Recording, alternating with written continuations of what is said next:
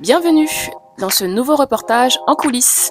On vous emmène avec nous chez la designer de mode Angie Larocque, le temps d'une entrevue en pleine préparation de son prochain défilé à Paris. Car oui, Angie fait partie des rares designers sélectionnés pour défiler à la prestigieuse Fashion Week. Bravo Angie et place à l'entrevue. Je viens de la Gaspésie. Je suis ici à Montréal depuis mes 17 ans environ. Mais plus jeune, j'ai vraiment fait, ma mère déménageait beaucoup, fait que j'ai vraiment fait Montréal, Gaspésie, Montréal, Gaspésie. Puis ensuite, de 14 à 17 ans, là, je suis vraiment restée en Gaspésie, dans le village de Passepébiac. Petite étoile là-dessus, je suis encore comédienne, je suis encore actrice, je travaille encore. Je suis aussi maintenant dans une agence de mannequins. Donc, j'adore ça. J'ai commencé à dessiner là, dès l'enfance. J'étais à l'école puis je dessinais des croquis, je dessinais des robes et tout ça. Puis après ça, j'hésitais entre la coiffure ou la fashion. Puis finalement, j'ai bifurqué vers la coiffure. J'ai fait ça pendant des années. Ça fait juste 3 ans que je travaille plus sur les plateaux de tournage. J'ai fait plusieurs films américains en tant que coiffeuse et en tant que comédienne aussi. C'est comme c'était vraiment les deux. Puis jusqu'à temps que mon fils se plaignait que je travaillais beaucoup parce que c'est des heures vraiment intenses. C'est des 12 heures minimum. Je pouvais pas aller le porter à l'école, je pouvais pas aller le chercher. Donc voilà, fait que j'ai pris la décision d'arrêter les plateaux de tournage. Et puis c'est durant la pandémie. Je pense que tout le monde, là, on essayait de se retrouver, qu'est-ce qu'on pourrait faire, de se réinventer, là, je pense. Fait que j'ai décidé de me partir ma boutique de lingerie à la base, qui était Les Aguicheuses. Et puis c'est en faisant le MAD Festival que j'ai réalisé que ma vraie passion, c'était vraiment de créer des robes sur mesure. Puis voilà, c'est comme ça que j'ai fait mon petit cheminement au fil des années depuis 2019. Je viens chercher mes inspirations surtout dans les films, dans les classiques que j'aime beaucoup, mais c'est souvent des films des années 60, 70, 80. J'aime beaucoup l'élégance qu'il y avait avant, qu'il y a moins aujourd'hui. J'essaie de créer des robes qui sont élégantes, surtout sensuelle, parce que la sensualité chez une femme, pour moi, c'est très important, de se sentir femme. Au cours de mes derniers défilés, j'ai constaté avec les modèles qui ont défilé pour mes robes, j'ai créé beaucoup de changements dans leur perception d'elles-mêmes aussi. Fait que ça m'a vraiment amené à me dire, OK, je suis vraiment en bonne place, puis je suis capable de faire changer les choses. Parce que dans certains de mes défilés, j'essayais de prendre surtout des femmes un peu plus rondes, parce que c'est ça la réalité. C'est pas des mannequins qui portent du zéro, là, je veux dire. Dans la société, c'est pas ça. Oui, on vend ça dans le fashion, mais c'est pas ça la vie. Donc, pour moi, c'est vraiment important d'essayer d'aller chercher des modèles, pas nécessairement expérimentés non plus, de créer une expérience pour elles aussi. J'aime beaucoup le dramatique. Pour moi, c'est jamais assez drama. C'est important dans ma collection. Puis j'ai remarqué au fil, à force de créer, que j'aime pas les coutures, les zips, le moins possible. En fait, si on pouvait créer quelque chose sans rien, c'est un peu ma marque de commerce aussi. Là. Le moins de couture possible, le moins de fermeture possible. C'est un petit peu un défi, dans le fond, avec les couturières avec qui je travaille. Puis, comment je fonctionne au niveau de ma création, c'est que je m'inspire du moment où je vis une émotion très forte, qu'elle soit négative ou positive. Je revisite toujours mes classiques de films, puis un soir, je me suis comme tapé Le Parrain en ligne, là, toutes les saisons, les 3. Ça m'a tellement inspirée. Je disais, oh my God, oui, le drama là-dedans, le sang, la famille. Donc, j'ai dessiné une dizaine de robes qui est beaucoup très biblique, parce que dans le temps, le old fashion, Italian fashion, c'était très, très couvert dans le temps, les robes de mariée. C'était jusqu'à là, on voyait à peine le visage. Puis, donc, je me suis inspirée de ça. Il y a beaucoup de dentelle, du velours aussi. Encore là, c'est très dramatique pour moi. Fait que j'ai très hâte de présenter cette collection-là. Pour l'instant, j'en fais 4. parce que c'est au-dessus de mes moyens, là, honnêtement.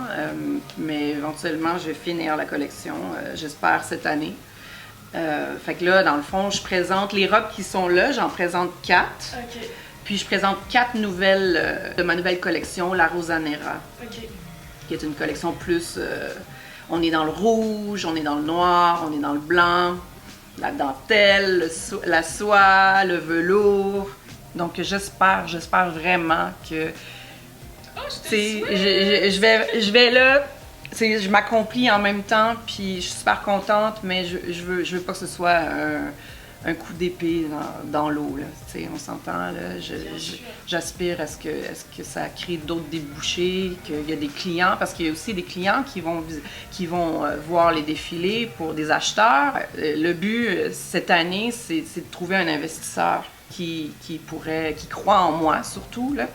Et pour développer justement la compagnie NJ Larocque et puis que je puisse avoir mon atelier de couture, mes employés. Mon but, c'est de créer des tissus moi-même, comme les grandes maisons de couture. T'sais. Sur un mesh, je travaille beaucoup avec le mesh, mais qu'on travaille les perles, les pierres, que tout est fait à la main. T'sais. Comme ça, c'est vraiment exclusif. C'est des tissus qu'on ne peut pas retrouver nulle part à part chez NJ Larocque. Ça prend des experts. Pour ça, il faut engager des experts parce que je suis tout à fait pas diplômée. C'est un métier en soi. Une personne qui fait la teinture de tissu aussi. Toutes ces choses-là, ces petits détails-là, c'est vraiment...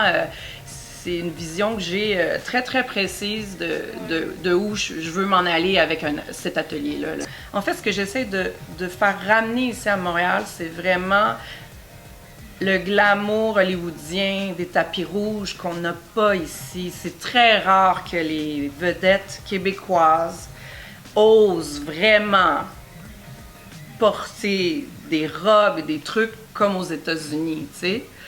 Le marché est complètement, c'est complètement différent, mais moi, j'aspire à faire ramener ça. Tu sais, c'est un tapis rouge. Forcez-vous, guys!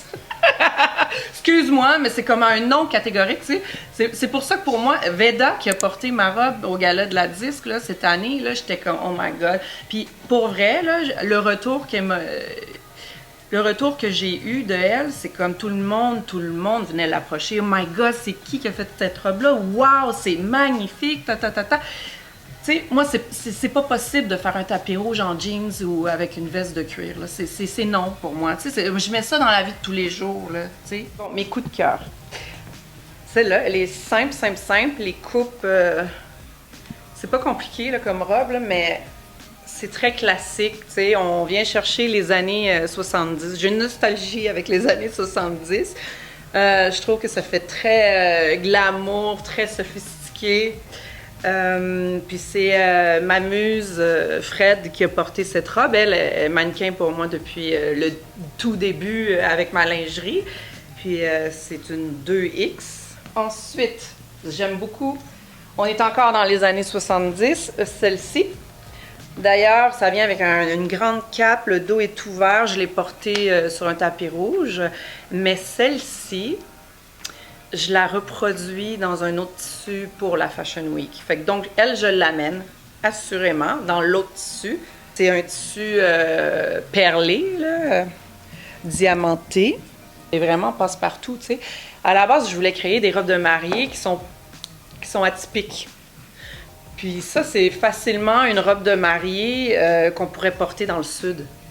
Donc, pour rire, la couturière, moi et Zach, on l'a appelée la Cancun. C'est pas son vrai nom initial sur le site web, mais quand on veut se rappeler de chaque robe a des noms, tu sais, normalement, c'était les noms des modèles qui ont défilé dedans, là, mais elle, c'était la Cancun. Fait qu'on sait déjà c'est laquelle.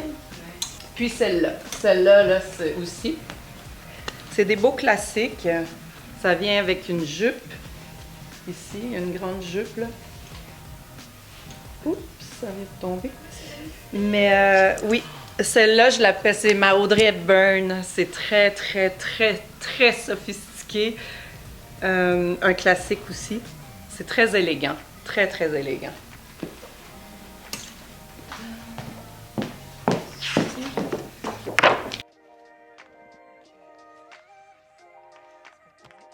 Ça fait partie de la collection Rosanera. Celle-là ici. Celle-là. Et celle-là. Ça rappelle vraiment la robe qu'on vient de voir, la jupe avec le petit. Mais ça va être dans le même tissu, sauf que je vais rajouter de la dentelle. C'est tout en dentelle de A à Z, de la tête aux pieds. Et c'est recouvert avec un voile qui va venir recouvrir jusqu'en bas des yeux. Donc, c'est une jupe étroite avec un bustier. Et à l'intérieur, une chemise de dentelle qui est recouverte jusqu'au cou. Là. Tout dans le même tissu. Ce genre de robe-là ici, celle-là ici, et puis celle-là. Écoute, on comprend, ça va prendre 2 fittings, déjà. Fait que je te dirais au moins 3 semaines. 3 semaines, 1 mois. 3 semaines, 1 mois par robe, tu sais. Celle-là ici, j'aime beaucoup. C'est un legging, chemise en dessous, camisole, avec une robe bustier, tout en velours. Avec ça, c'est une dentelle stretch là, qui va être transparente. Donc, on va voir vraiment la peau au travers, là, tu sais.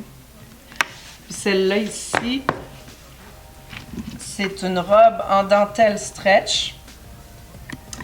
Et avec la traîne. Puis tout ça ici, c'est des trous carrément, on va voir au travers, tu sais. La peau, on va voir la peau au travers.